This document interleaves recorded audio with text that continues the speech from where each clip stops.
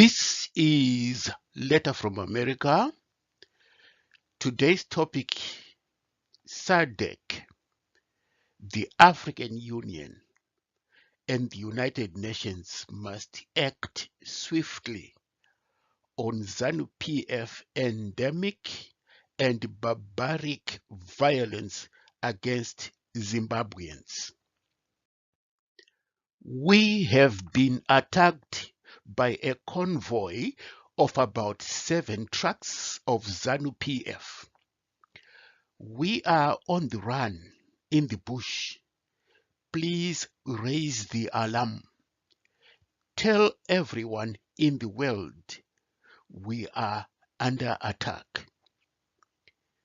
These words were the voice of MDC-T-CCC MP Daniel Molokele on the run after ZANU PF thugs went after him. Dozens of CCC and civilians were also on the run from the murderous ZANU PF Diziri Pachinoi thugs. Another plea for help, an SOS message, also broadcast on the social media around the world, came from a woman CCC activist who shouted, "ZANU PF thugs are firing guns at us."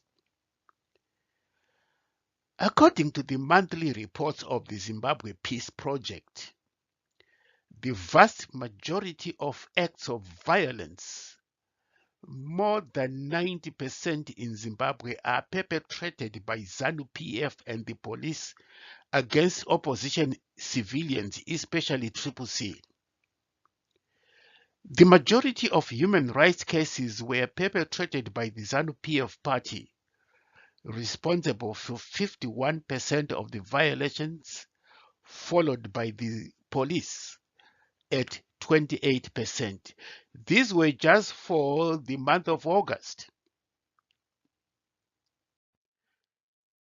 The general citizens populated the highest percentage of victims, 89%, and the CCC supporters, who always have to defend themselves, followed with 11%. Law enforcement agents and the ruling party have collectively subjected the citizens of Zimbabwe to gross human rights violations. Violence is ZANU PF's DNA. It is the only way ZANU PF can hope to stay in power indefinitely.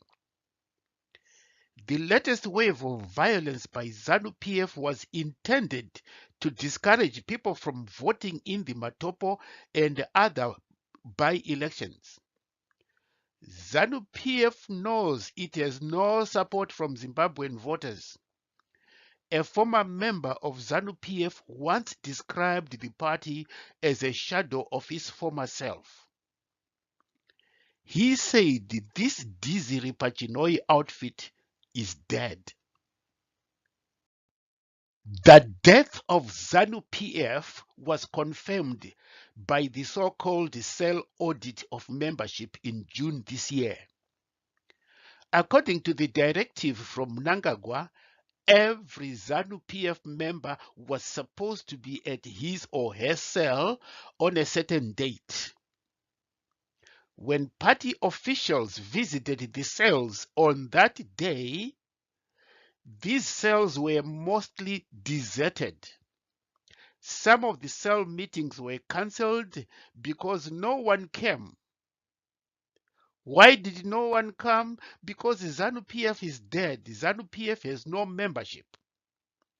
This was a rude awakening for ZANU PF to realize that their party is now dead. ZANU PF was told in no uncertain terms that this party is now irrelevant to the needs of the country. ZANU PF has no progressive vision for Zimbabwe.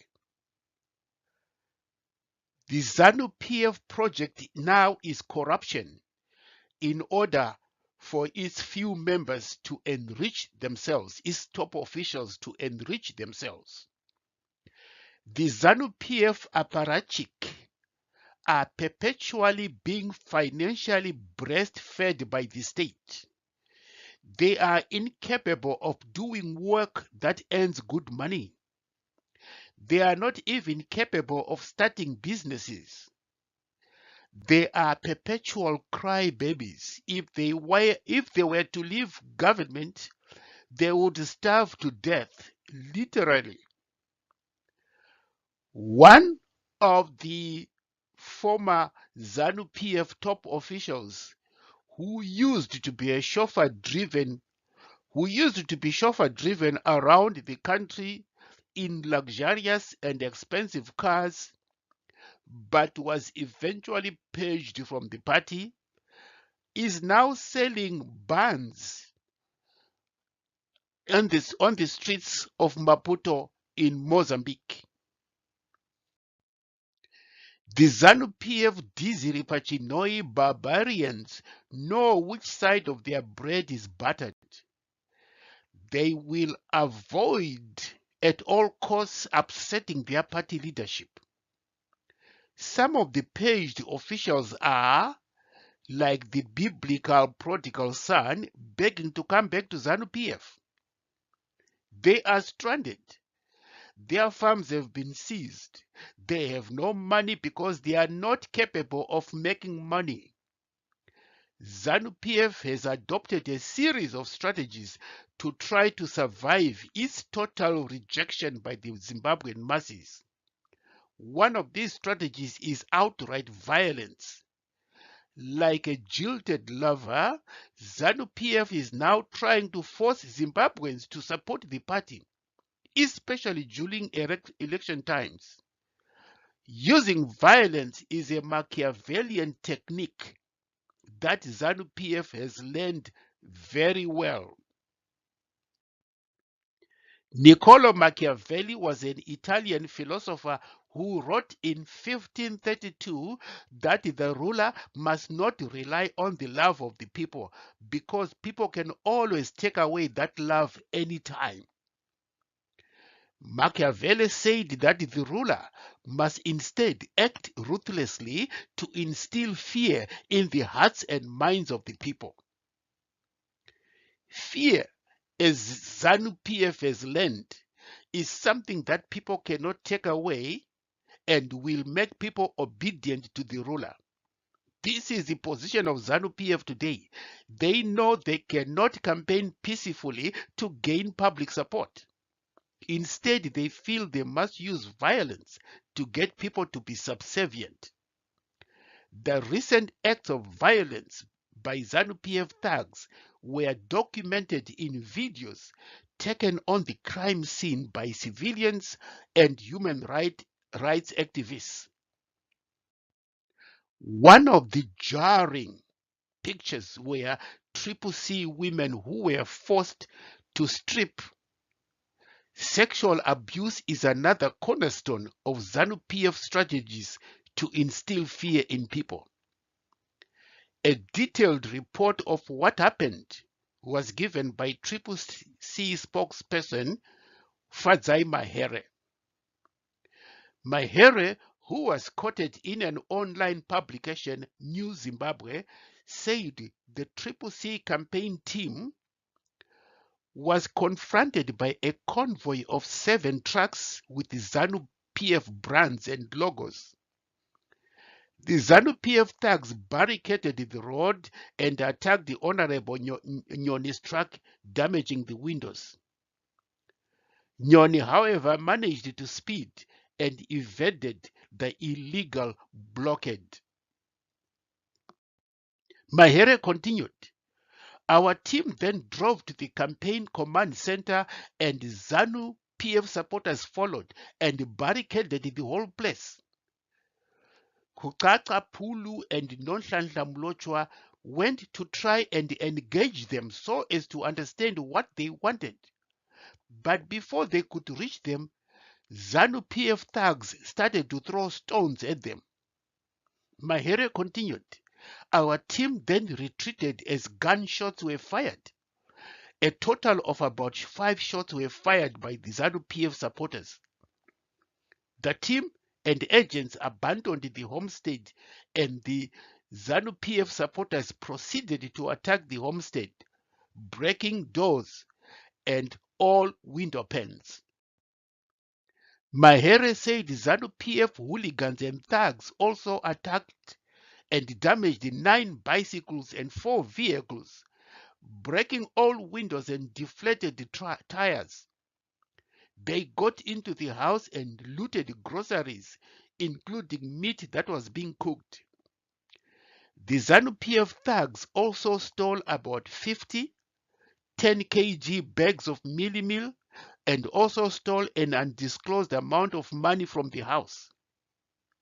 The CCC is calling for a pre-election pact that would put an end to politically motivated violence and ensure electoral reforms, which will include equitable access to public media, as was the case in 2008.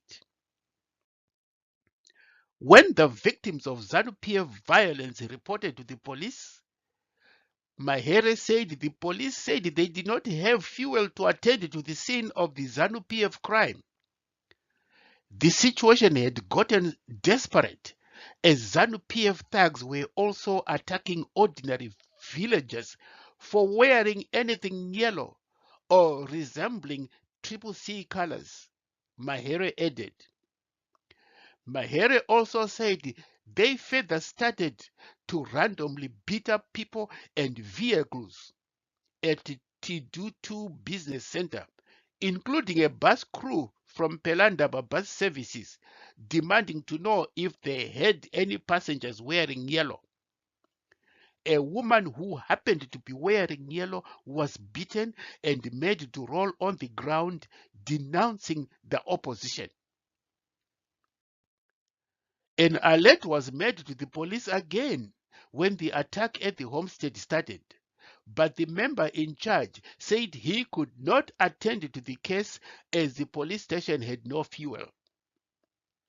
The complicity between ZANU PF thugs and the police has always been evident.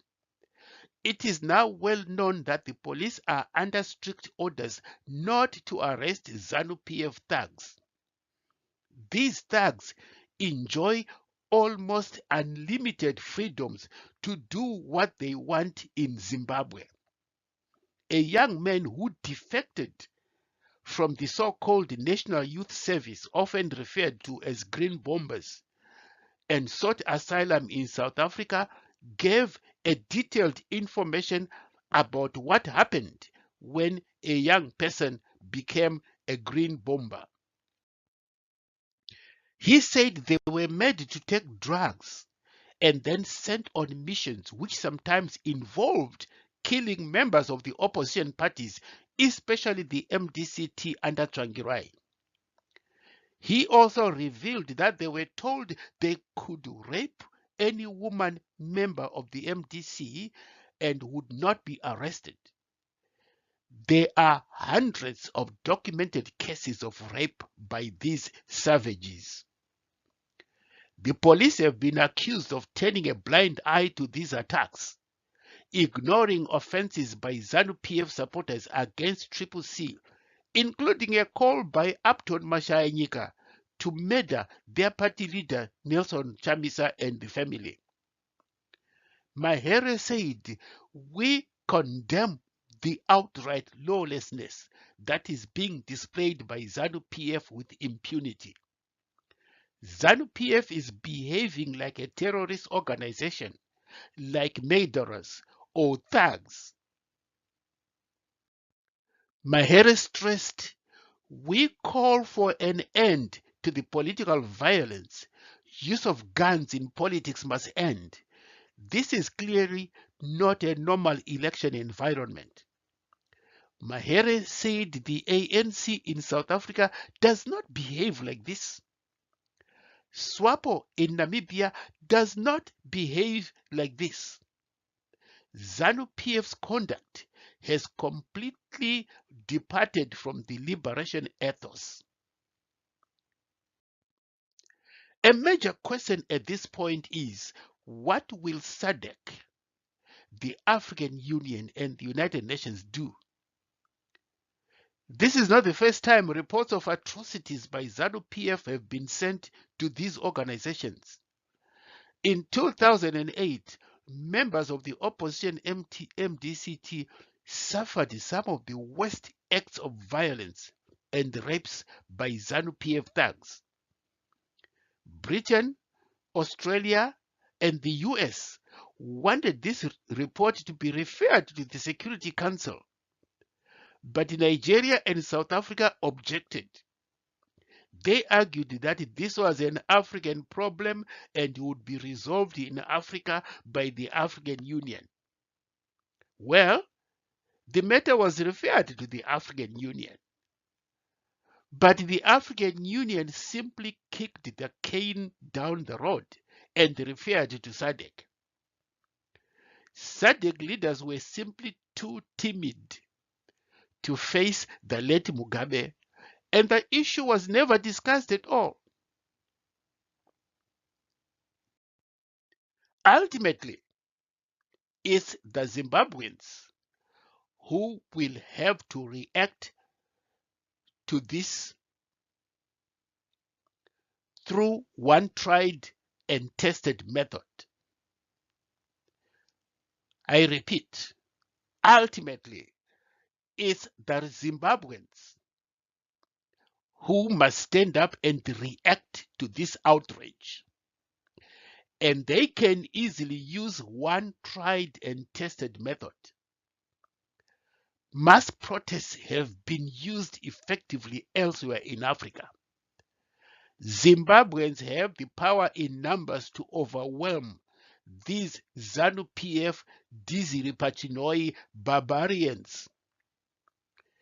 As has been mentioned earlier, ZANU PF has no membership that matches 15 million Zimbabweans.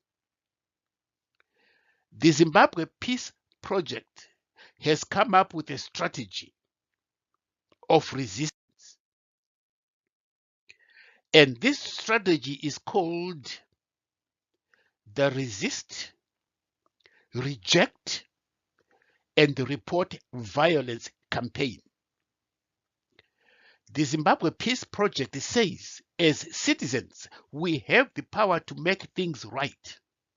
Zimbabwe is at a time where one ought to look out for the other as violations of human rights continue and affect mostly the ordinary citizens. Yes, you and I are 99.5% that have been victims of human rights violations just this July. The Zimbabwe Project states. It is in light of this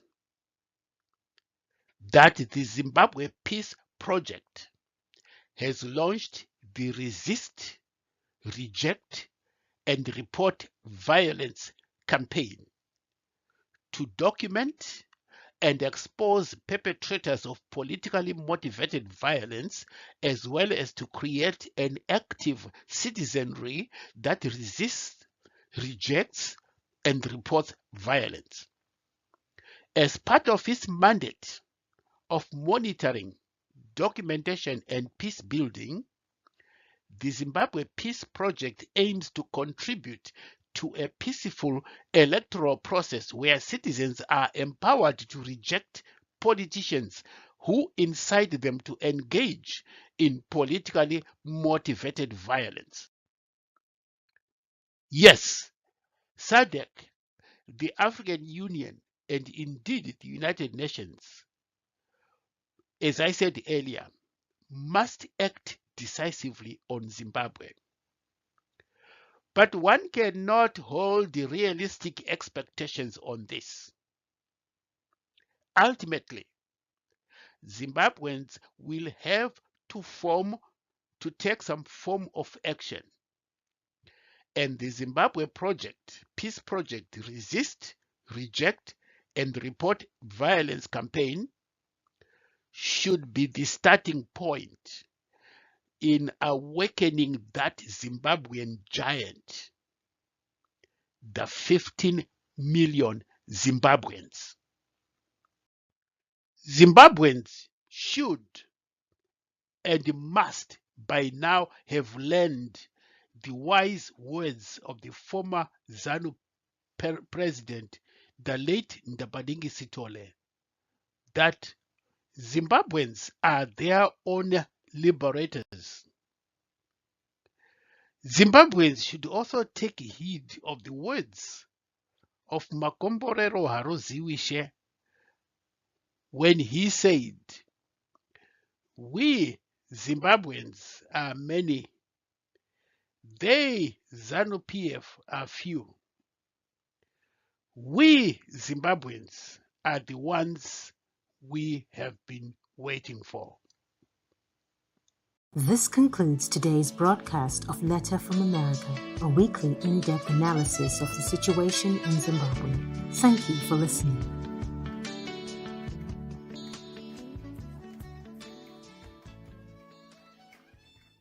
This concludes today's broadcast of Letter from America, a weekly in-depth analysis of the situation in Zimbabwe.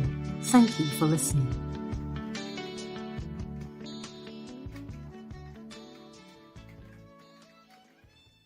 This concludes today's broadcast of Letter from America, a weekly in-depth analysis of the situation in Zimbabwe. Thank you for listening.